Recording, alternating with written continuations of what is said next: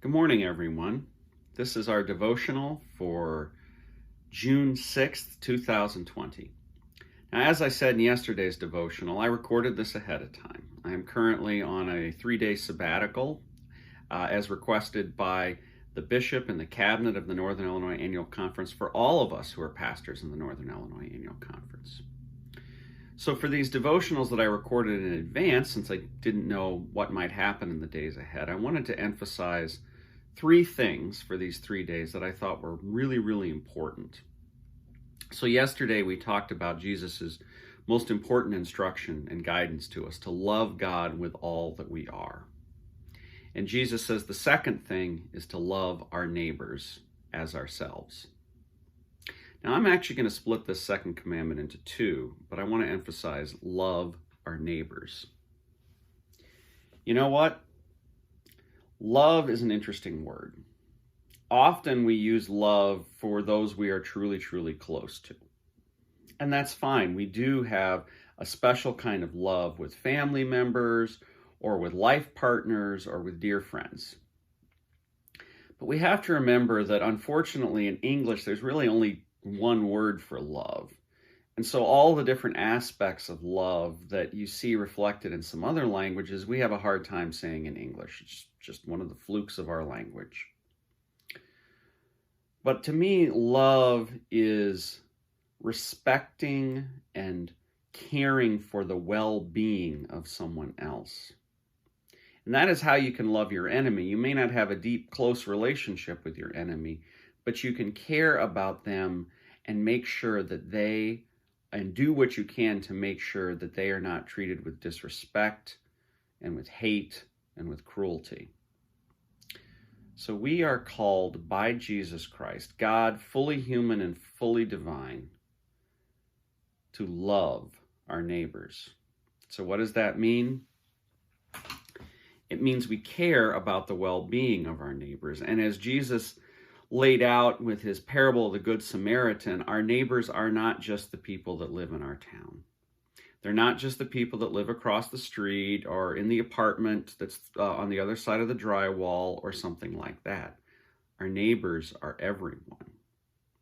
Our neighbors don't necessarily look like us. In fact, most of the neighbors in our world don't look like us.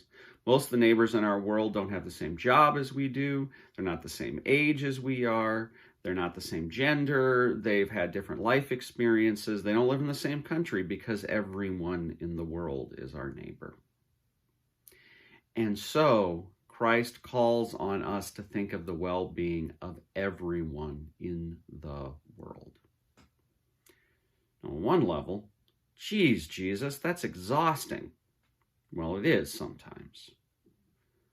But love is a beautiful thing. How beautiful would it be if more of us all the time thought about the well-being of everyone around us to guide our decisions?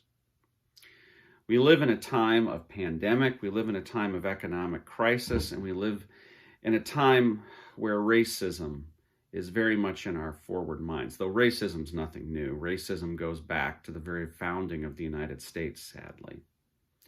But with these 3 crises, and honestly, the first 2, the pandemic and the economic crisis, are made worse by racism, we are reminded that we all have a part to play in loving our neighbors. We need to make sure that all people are treated with equality before the law and before society. It's not just about changing laws, it's about changing hearts.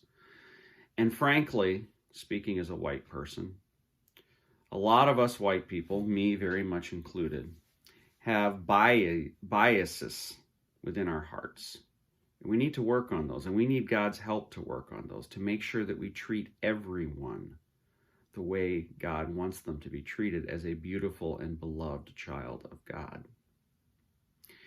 And also, in this time, we need to do what we can to help those affected by the economic crisis and by the pandemic. There's a lot of ways we can do that, trying to keep people safe, sharing whatever resources we have to share. Some of us don't have a lot of resources to share. Some of us need resources to be shared with us at these times.